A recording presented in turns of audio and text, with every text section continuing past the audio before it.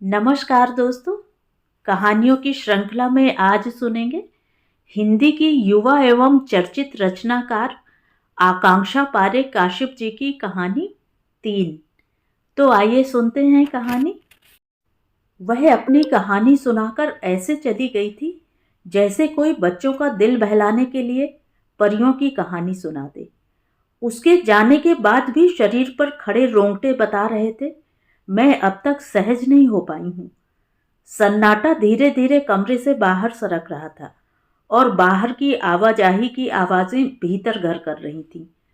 शाम ने सूरज को उतारकर बालकनी के पीछे वाले पेड़ पर टांग दिया था। जब चिड़ियाएं घर लौट गईं और बल्ब के जुगनू टिमटिमाने लगे तो महसूस हुआ कि कमरे को इससे ज्यादा रोशनी की जरूरत है। शीशे के दरवाजों पर पर्दा नहीं था, इसलिए अंधेरे का तुरंत एहसास नहीं हुआ। लगा वह अंधेरे में भी फुसफुसा रही है। किसी से कहना नहीं दीदी, बहुत खतरा है हमारी जान को। हमारा तो कुछ नहीं, टीना के बच्चा होने वाला है, उसे कुछ हो गया तो हम कहीं के नहीं रहेंगे। तुम तो बहुत हिम्मती हो। थोड़ी देर पहले मेरा कहा गया वाक्य हवा में अभी भी तैर रहा था। हिम्मती कहाँ दीदी, हिम्मत होती तो सरिया पेट में घुसाकर घुमा न देते उस पापी के। धनवती, ये हिम्मत थोड़े ही हुई, ये तो क्रूरता है। मुझे लगा उसके हाथ में वह अदृश्य सरिया अब भी है, बस उसे अपने ससुर के पेट में घुमाने की देर है। और वो तो जैसे हमें बड़े फूलों की सेज पर रखे थे ना, जो हम ऐसा कराते तो क्रूरता होती। सेज, बहुत देर तक यह शब्द मेरे अंदर खटकता रहा। कहाँ सुना है मैंने इसी अंदाज में यह शब्द सेज। कुछ तो है इस शब्द में। मैंने अपनी पूरी चेतना को झिंझोर डाला, याददाश्त को मत दिया, पर सेज की पुनरावृत्ति थी कि कुछ सोचने ही नहीं दे रही थी। मेरी आंखें बंद हुईं और न जाने कैसे पुष्पा बुआ का चेहरा बिजली की तरह कौंध गया। भाभी, सजी हुई सेज पर मैंने नरक भोगा है पहले दिन, पुष्पा बुआ माँ को कह रही थी। माँ चुपचाप सुन रही थी। बुआ ने कम से कम 10 दफे सेज शब्द बोला होगा। मैंने बाकी शब्दों के अर्थ अपनी तरह से निकाल लिए थे। नरक तो मुझे बहुत दिन से पता था। बड़ी ताई दादी को कहती थी, सरग नरक सब यही है माई। तुमने हमारे साथ कम किया जो बिना नरक भोगे यहां से चली जाओगी। खटिया पर लेटे लेटे दादी की कोर भीग जाती और आंखों से पानी बहकर चीकट तकिए में समा जाता। दादी को जब भी हिलना डुलना होता तब वह गों गों की आवाज निकालती और ताई जब फुर्सत होती तब उनके पास पहुंचती। मुझे उस उम्र में ही पता चल गया था कि खटिया पर लेटे रहना, अपना कोई काम न कर सकना ही दरअसल नरक है, पर सेज का जिक्र किसी ने कभी नहीं किया। उस दिन के बाद पुष्पा बुआ ने भी नहीं। वो लोग तुम्हें बहुत मारते थे क्या? मैंने फूलों की सेज वाली बात सुनकर धनवती से पूछा था। मारते थे? मारते थे मतलब क्या दीदी? बस मार नहीं डालते थे यह कहो। वह अदृश्य सरिया अब भी उसके हाथ में लहरा रहा था।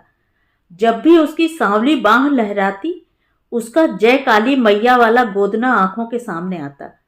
वह जितनी बार बांह लहराती उतनी बार मैं मन ही मन पढ़ती, जय काली मैया। पर मुझमें न काली मैया जैसा बल आया, न धनवती जैसा साहस। कल फिर आने की ताकीद के साथ टखने तक ऊंची साड़ी, बालों में दर्जनों क्लिप और काली मैया के जयकारे वाली बांह ने दरवाजा खोला और धनवती तेजी से बाहर निकल गई। अपने साथ लाई कपड़ों की पोटली वह वहीं कोने में छोड़ गई थी। छोटे छोटे पीले फूलों वाले चौकोर टुकड़े में कुछ कपड़े बंधे हुए कुनमुना रहे थे। मैं उसे समझा ही नहीं पाई कि कल आने से भी कोई फायदा नहीं होगा, क्योंकि मैं समाधान से नहीं समस्याओं से प्रेम करती हूँ। मेरे लिए अनिर्णय की स्थिति ही निर्णय है। मैं फैसला नहीं लेती, जब जैसा हो जाता है तब उसी में जी लिया करती हूँ। जब भी मुझसे मदद मांगी गई है, मैंने पलायन की योजनाएं बनाई हैं। ऐसी एक पोटली बरसों मेरे सीने पर रखी रही थी। मुझे निशा याद हो आई। मैं अपने कपड़े इस्त्री करने के बहाने शंकर के यहाँ छोड़ दूंगी। तू वो कपड़े लेकर मुझे कॉलेज में दे देना। मैं अमित के साथ जा रही हूँ घर छोड़कर, फिर हम शादी कर लेंगे। निशा ने बहुत उत्साह से मुझसे कहा था जब मैं कॉलेज में थी। उसे जाना था सो वह चली गई बिना कपड़े लिए। मैं उस दिन जानबूझकर कॉलेज ही नहीं गई। पता नहीं फिर शंकर के यहाँ वाले उसके कपड़ों का क्या हुआ। शंकर ने उसके घर कपड़े पहुंचा दिए होंगे, ऐसा मैं सोचती थी। उसके बाद मैं उसके घर भी कभी नहीं गई। जब भी मुझे वह पोटली याद आती, मैं सोचती थी उसे परिवार छोड़ने का दुख ज्यादा होता होगा या अपने कपड़ों का। सालों बाद निशा मुझे मिली थी, लेकिन उसने कोई शिकायत नहीं की, बल्कि ऐसे बात की जैसे कुछ हुआ ही न हो। वह फिर मिलने लगी और इस बार उसने मुझ पर पहले से भी ज्यादा भरोसा किया। इस बार उसके भरोसे की पोटली प्रेम पत्रों में बदल गई थी। उसके दफ्तर में कोई था जो निशा को प्रेम पत्र लिखा करता था। अमित अब उसका वैसा ख्याल नहीं रखता। शायद वह किसी और के साथ भी रहने लगा था। इसलिए निशा की पूंजी अमित के बजाय वो प्रेम पत्र बन गए थे जो उसका सहकर्मी लिख रहा था। ये चिट्ठियां अमित के हाथ नहीं लगना चाहिए, उसने ताकीद की थी। लेकिन उसे पता चल गया तो? जब तक कोई विश्वासघात न करे, किसी को कुछ पता नहीं चलता। उसकी चिट्ठियों की छोटी सी पोटली मेरे हाथ में देखकर निशा अपनी ऊंची एड़ी के सैंडल के बावजूद तेजी से भाग गई थी। जाते हुए उसकी आंखों ने जो कहा था उसका मतलब बहुत सीधा था। कपड़े बाजार में बहुत मिलते हैं, प्रेम पत्र नहीं। उसकी निगाह के खबरदार को जब तक मैंने पकड़ा, वह मुड़ गई। धनवती की पोटली निशा की पोटली से बड़ी थी। निशा ने दोनों वक्त मुझे निर्जीव चीजों की जिम्मेदारी सौंपी थी। धनवती मुझे जीती जागती लड़की सौंपना चाहती थी, वह भी उम्मीदों से भरी। धनवती मेरे यहाँ खाना बनाती है, इसके सिवा मेरा उससे कोई रिश्ता नहीं। पर कुछ तो है जो मुझे उससे जोड़े रखता है। मैं सोच रही थी कि मेरे जीवन के सिरे ऐसे लोगों से ही क्यों जुड़ते हैं जो जीवन में दुस्साहस की पूरी रसद लिए चलते हैं, जबकि मुझ में सामान्य साहस भी नहीं। लेकिन तुम तो पहले इतना बड़ा काम कर चुकी हो जो मैं तो सोच भी नहीं सकती। अब तुम्हें मेरी जरूरत क्यों है? मां ने कभी पुष्पा नाम की उस लड़की से और मैंने निशा और धनवती से अलग वक्त में अलग ढंग से यह सवाल पूछा था। पर सवाल वही था, हर अर्थ में दुस्साहसी लोगों का कायर लोगों से मदद मांगना। लोग हमेशा कहते थे कि मैं मां की तरह हूं, मां की भांति। हम दोनों के सवाल एक से होते हैं और दोनों के पास ही कभी जवाब नहीं होते आश्चर्यजनक रूप से। लेकिन पुष्पा मां को कहती थी, मैं तुम पर विश्वास करती हूं क्योंकि तुम कायर हो, विश्वासघाती नहीं। निशा मां से नहीं मिली, मां ने धनवती को नहीं देखा। धनवती निशा या मां के बारे में कुछ नहीं जानती। फिर भी इन सबको लगता है कि मैं कायर हूं, विश्वासघाती नहीं। धनवती अपनी कहानी नहीं सुनाती, विद्रोह सुनाती है। उसके विचार हवा को सुलगा देते हैं। वह आती है तो लगता है ऊर्जा का नया ज्वार आ गया है। मेरी पढ़ाई का गर्व, समाज के नियम की दुहाई, सब उसकी बांह पर गुदे जय काली मैया में खो जाता है। गुदने का नीला रंग मुझे उसकी पूरी देह पर दिखाई देता है। देह नीली कर देता था दीदी, उसके यह कहने से भी पहले। मैं बहुत सोचती हूँ, पर मुझे सिर्फ कंठ नीला किए नीलकंठ के समकक्ष धनवती की नीली देह के लिए कोई बेजोड़ उपमा नहीं सूझती। उसकी ठोड़ी पर 3 बिंदियां स्थायी रूप से रहती हैं, जैसे उसकी काली मैया। वह हंसती है तो उसके पान से रंगे दांत उससे ज्यादा हंसते हैं। पान खाती पुष्पा के सिर्फ दांत ही नहीं हंसते, उसकी पूरी देह हंसती है। तुम पान कब से खाने लगी पुष्पा? मां ने पूछा था तो उस लड़की, जिसे अब बुआ कहने की सख्त मनाही हो गई थी, ने पीक थूके बिना 4 उंगलियां दिखा दी थीं। उसकी पूरी देह मुस्कुरा दी अपनी भाभी को असमंजस में देखकर। 4 तो कुछ भी हो सकता है ना, दिन महीने साल। पीक थूक कर वह पूछती है, भाभी आपको डर नहीं लगता? कोई मेरे साथ देख ले तो? लगता है। तो फिर क्यों चली आती हो? तुम बुलाना जो नहीं छोड़ती। तुम इतने भरोसे से बुलाती हो तो चली आती हूँ, पता नहीं कब तक आ पाऊंगी। एक टिटहरी कर्कश सी आवाज करती उस पार निकल जाती है। कहीं पर दो बिल्लियों के झगड़ने की आवाज आती है। विश्वास रखने के लिए चली आई कायर माँ कहती हैं, आज कुछ भी शकुन ठीक नहीं बैठा रानी। कौन जाने ये आखिरी मुलाकात हो। क्यों, इसने किसी से कह दिया क्या? अरे नहीं, घर में किसी से बात नहीं करती। थोड़ी डरपोक है, पर बात कभी इधर की उधर नहीं करती। एक डरपोक दूसरे डरपोक का परिचय शायद ऐसे ही कराता है। मैं कई साल पीछे चली जाती हूँ, फ्रॉक पहनने की उम्र वाली दुनिया में। ओह, तो क्या डरपोक होने की वजह से मैंने कभी किसी को नहीं बताया कि रात को पुष्पा बुआ के कपड़ों की पोटली माँ ने ही छत से फेंकी थी। डर की वजह से ही मैंने पुलिस के सामने भी नहीं कहा कि घर के जो जेवर चोरी हुए हैं उसमें सिर्फ और सिर्फ इस घर की लड़की जिसका नाम पुष्पा है उसका हाथ है। पुष्पा नाम की उस लड़की की शादी जब हुई तो वह खिली हुई दुल्हन थी और लौटी तो मुरझाई हुई पत्नी बनकर। फिर बाद में वह विद्रोही अप्सरा में बदल गई। बल्ब की रोशनी में इतने साल पहले देखा गया ताऊ जी, पिताजी और बड़े दादाजी का चेहरा आज तक याद है। जब वह मायके लौटी तो सबने कहा वापस जाओ। उसने कहा किसी कीमत पर नहीं। तो क्या वह डर ही था जो मुझे आज तक नहीं बताने देता कि वह विद्रोही अप्सरा पहले ससुराल से मायके भाग आई, फिर मायके से एक दिलदार के साथ चल दी घने अंधेरे में। माँ छुपकर हर वार त्योहार उस मूछ वाले दिलदार का टीका करती हैं, उसे हाथ में नारियल देती हैं और जब उस पर 50 या 100 का मुड़ा तुड़ा नोट रखती हैं, वह मूछ वाला आदमी उस पर से सिर्फ 1 रुपए का सिक्का उठाकर माँ के पैर छू लेता है। पता नहीं क्यों माँ उसके बाद हमेशा रो देती हैं। माँ हमेशा मुझे साथ लेकर जाती थी, ज्यादातर मेरे लिए मांगी गई किसी मनौती को पूरा करने के लिए। मंदिर जाने के नाम पर पुष्पा नाम की उस लड़की से मिलते थे जिसे मैंने अल्हड़ लड़की से मुरझाती बेल और फिर खिलते फूल की तरह देखा था। जब से गांव छूटा बरसों बीत गए, मैंने अपनी उस कुल कलंकनी बुआ को नहीं देखा। निशा सच कहती है, जब तक किसी को खुद ना बताओ बात नहीं फैलती। तभी तो आज तक किसी को पता नहीं चला कि मेरी माँ ने एक लड़की को भगाने में न सिर्फ मदद की बल्कि बाद में उसका समर्थन भी किया। मेरा बचपन खत्म होते तक मैंने उसे देखा और घर में किसी को शक नहीं हुआ। शायद इसलिए कि मैंने माँ से कभी अकेले में भी नहीं पूछा, पुष्पा से तुम्हें इतना प्रेम क्यों है? वह बिना जयकारे वाली बाह के बावजूद हाथ नचा नचा कर बात करती थी, झूमती थी। उसका रंग सांवला नहीं था, लेकिन मूछ वाले आदमी के सामने उसका रंग दबा सा लगता था। वह भी निशा की तरह पेट के नीचे तकिया रखकर कुछ लिखती थी और वह पुर्जा डरपोक लड़की की मुट्ठी में भींच देती थी।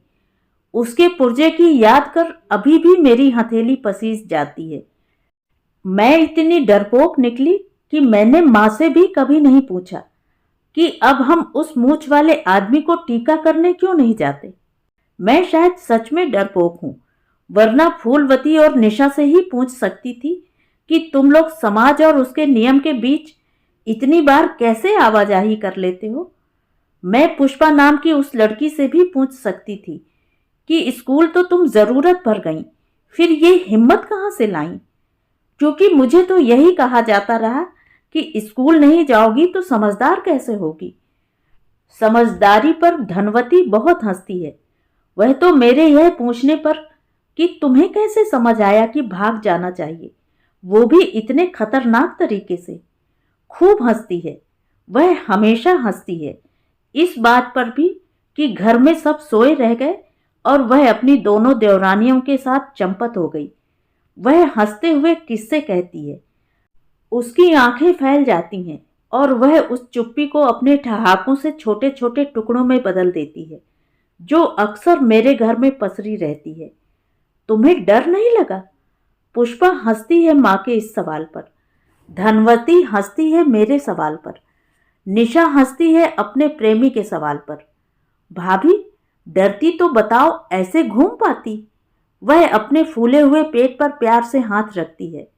मूंछों वाला आदमी कनखियों से देखकर मुस्कुराता है। माँ उसे अपने आगोश में ले लेती है। और मैं हमेशा की तरह डर जाती हूँ। किसी को पता चले तब। डरते ना दीदी, तो अब तक सड़क पहुंच जाते। जिंदा रखता वो हमको अभी तक। आप भी ना।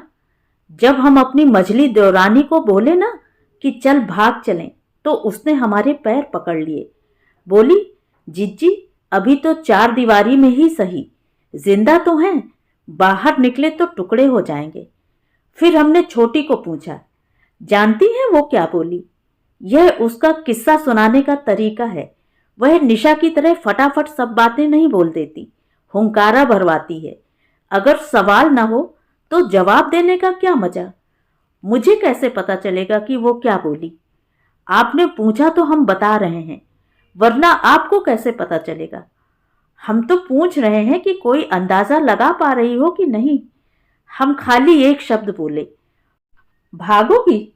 वो भी है करेजे वाली दीदी। एक ही शब्द बोली। कब? दीदी सच कहें, जब कोई प्लान बनाओ और सामने वाला हामी ही भर देना, तो ताकत दोहरी हो जाती है। तुझे क्या बताऊं कि डर क्यों नहीं लगा। जब पहली बार भागी थी ना अमित के साथ, तो जोश था, उसके प्यार में दीवानापन था।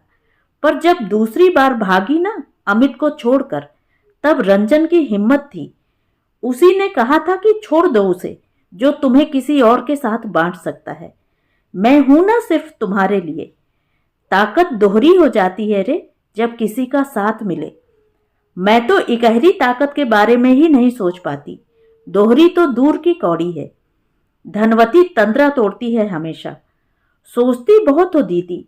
क्या सोचती रहती हो दिन भर? तू कभी चुप बैठती है? ऐसा पूछना एक और बदकही को जन्म देना है, जानती हूं, फिर भी पूछती हूं। पर आज मैंने यह नहीं पूछा उससे। उसने खुद ही बताया, छोटी वाली को बच्चा होने वाला है दीदी। अरे वही टीना। कितने साल बाद तो हम लोगों के जीवन में खुशियां आ रही हैं। मजली ने चिंता में डाल दिया है। वह कहती है कि उसने मेरे पति बसेसर को देखा है इसी शहर में। दीदी, सबसे कमीना वही है। जरूर हमारी निशानी पा गया है और अब हमको खोज रहा है। हमारा कुछ नहीं दीदी, टीना को बचा लो, उसके बच्चे को बचा लो। पर मेरा हमेशा यही तरीका है। पर वर कुछ नहीं दीदी, कसम तुम्हें। दोनों मेरी हिम्मत पर भागी हैं। बसेसर और उसका बाप दोनों मेरे पति थे, मेरी दोनों देवरानियों के भी। उस घर में कोई भी किसी की पत्नी को ठेलकर अपने कमरे में ले जा सकता था। पूरा दिन काम और रात को उनकी सेवा। बस यही जिंदगी रह गई थी हम तीनों की।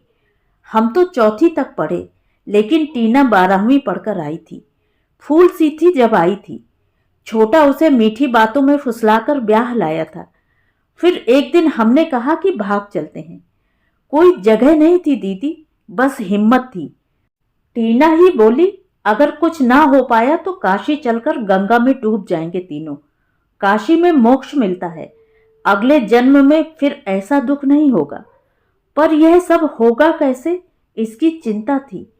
हम में से किसी ने घर के बाहर की दुनिया 5 साल से नहीं देखी थी। बाहर की दुनिया कितनी बदल गई है, अंदाजा ही नहीं था। पता है दीदी, जिस दिन प्लान बनाए और तैयार हुए, उसी दिन टीना बोली, 12वीं पास वाला कागज लिए बिना नहीं जाएगी। हम तो समझे अब गए काम से, लेकिन मछली जिसे हम डरपोक समझते थे, वह निकली असली बहादुर। ससुर के कमरे में चली गई ब्लाउज पेटीकोट में। उसे खूब रिझाया मनाया और चाबी सरका ली बुढ़ाऊ के कमर से। किसी काम से बाहर आई और हमें चाबी पकड़ा दी। बुढ़ाऊ को उलझाए रखा और हमने टीना का कागज निकालने के लिए अलमारी खोली और रुपए की गड्डी और कुछ जेवर भी पल्लू में बांध लिए। पर भागते कैसे? बुढ़ाऊ के तीनों यमराज बेटों के आने का समय हो गया था। मछली ने कहा, जिज्जी, बेटों में भी तो बाप का खून है। आज की रात तीनों को ऐसे खुश कर दें कि वे ऐसी चैन की नींद सोएं जैसे कभी सोए नहीं थे। हम तीनों ने अपनी नफरत को अपने कपड़ों की पोटली में बांधा और प्यार का दरिया खोल दिया। पहली बार तीनों एक साथ कमरे में चले आए, वरना कोई एक हमेशा पहरे पर रहता था। बुढ़ाऊ तृप्त होकर बहुत पहले सो गया था। हमने उस दिन अपनी सीमा से बाहर जाकर प्रेम किया और प्रेम ने हमें आज़ादी की राह दिखा दी। बहुत देर तक कमरे में शांति रही।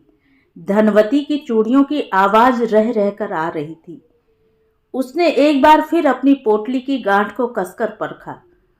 तो फिर मैं कल आऊं टीना को लेकर? उसने आश्वस्ति चाही। हम दोनों तो कहीं भी रह लेंगी, पर टीना को रख लो, उसके बच्चा होने वाला है। अभी वो जिसके साथ रह रही है ना दीदी, उससे शादी नहीं की, पर वो है अच्छा आदमी।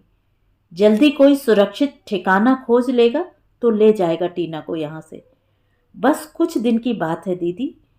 अभी कुछ ही दिन तो हुए हैं जब निशा ने मुझसे ऐसा ही कुछ कहा था। बस कुछ दिन की ही बात है। अमित मुझे पागलों की तरह खोज रहा है। कुछ दिन तेरे यहाँ रह लूं, फिर हम दोनों किसी नए शहर में चले जाएंगे। अभी कुछ ही साल तो गुजरे हैं जब पुष्पा नाम की लड़की ने माँ से कहा था। बस कुछ दिन की बात है भाभी। कहीं आसरा मिल जाए तो मैं और ये कहीं और चले जाएंगे। रात के सन्नाटे में मुझे वो लड़की बहुत याद आई। मन हुआ जोर से पुकारूं, बुआ बुआ। मुझे अपनी डरपोक माँ भी याद आई, जिसने उसे रास्ता सुझाया था कि कहाँ उसे कुछ दिन सुरक्षित रहने का ठिकाना मिल सकता है। शायद बुआ वहां रही भी थी। आज मुझे लग रहा था माँ डरपोक तो नहीं है, वह मुझसे ज्यादा अच्छे तरीके से सोच सकती हैं। सुबह 7 बजे घंटी बजी तो मैं समझ गई धनवती है। वो अपनी टीना और मझली के साथ खड़ी थी। उसकी निगाह में सवाल था, इसे छोड़ूं या सामान ले जाऊं? मैंने दरवाजा पूरा खोल दिया। वह समझ नहीं पाई। जान का खतरा तो तुम तीनों को है ना? मैंने जैसे खुद से बोला। चारों को, उसने दुरुस्त किया, इस बच्चे के बाप को भी। पर अभी तो उसे कोई पहचानता नहीं है ना। कुछ दिन तुम तीनों को यहीं रहना चाहिए, एक साथ। पर दीदी, कोई बात नहीं, टीना के साथ तुम दोनों रहोगी तो उसे हौसला रहेगा। फिर सोचते हैं कि तुम लोग कहाँ रह सकती हो। मैं ये एहसान कभी नहीं भूलूंगी। पर किसी को पता तो नहीं चलेगा ना दीदी? जब तक कोई विश्वासघात न करे, किसी को कुछ पता नहीं चलता धनवती। वो तीनों अंदर चली आईं। जब वे अंदर आईं तो देह भले ही 3 थी, पर वे आत्मा से एक ही थी। रात को ही मैंने निशा को भी फोन कर दिया था। वह भी कुछ देर में आती होगी। अब मुझे किसी भी हालत में पुष्पा बुआ को खोजना है। तो ये थी कहानी। कहानी आपको कैसी लगी कमेंट करके ज़रूर बताएं। और अगर मेरे द्वारा सुनाई हुई कहानियाँ आपको अच्छी लगती हैं तो मेरे चैनल को सब्सक्राइब ज़रूर करें, लाइक करें और अपने दोस्तों और परिचितों में शेयर भी करें। बेल आइकन दबाना बिल्कुल भी ना भूलें। धन्यवाद।